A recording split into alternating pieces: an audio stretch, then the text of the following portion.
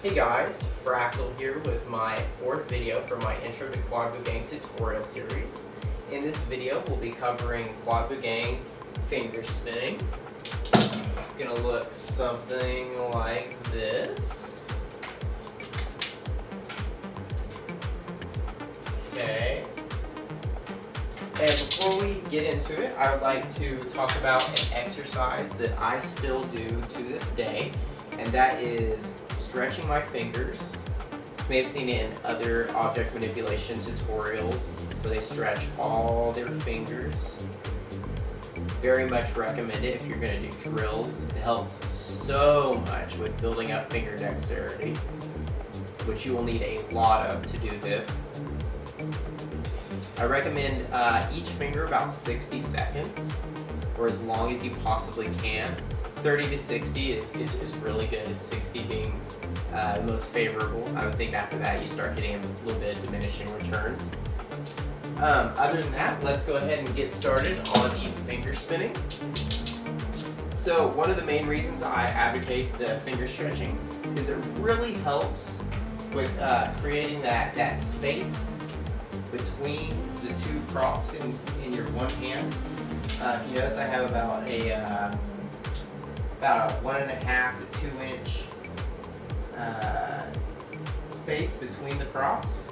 It really helps create that very smooth effect with the finger spinning.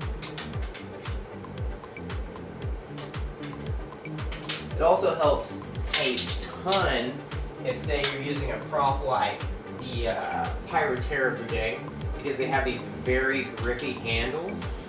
Having that extra space between them really helps.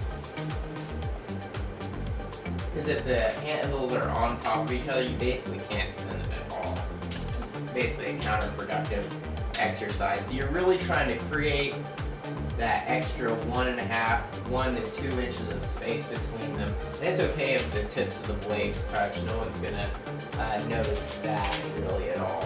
Oops. Okay, now let's talk about how you should actually grip the Quad Buugeng. So what you're looking for as far as grip is this right here. Okay. Got my pointer finger right here on top. Got my thumb right here, and my middle finger right there. Then I have my pinky and my ring finger just kind of like grasping onto this back, onto the blade that's closest to you. This is where all the pressure is. So you're trying to really like hold this one still as much as possible. I mean, it doesn't really require that much force, I promise you. But yeah, it just kind of cradles between your thumb and your pointer finger, and being pushed against, that 3 points of contact, right? Anyways, I really advocate just normal finger spinning when it comes to Quad Buugeng. Normally, if I'm doing, say, just 2 Buugeng, I really recommend the Buugeng Tech Grip. It just feels better. Feels like you can do way more things. But when it comes to Quad Buugeng, it's a little difficult for me. I've been practicing it for years, trying to do it as a Buugeng Tech Grip, but it is very difficult. And somehow I just built up the finger dexterity to do it the other way, and I can do it better. So that's the way that I recommend teaching you, and to show that it's possible. As far as drills go, and this is a move that you'll want to drill a lot, I recommend just taking both of your sets in your hands and just rotating it as much as you possibly can. Trying to keep this in a line.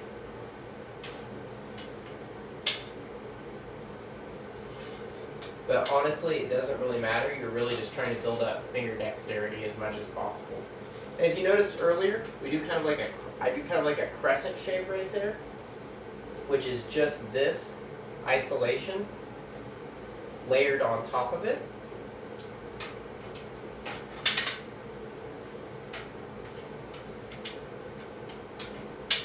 Really helps with the momentum of being able to get it all the way around your body. And eventually you can take it, go all the way down here, finger spin down here, finger spin up. You want to practice every position that you possibly can with your body, because that will help build up even more finger dexterity.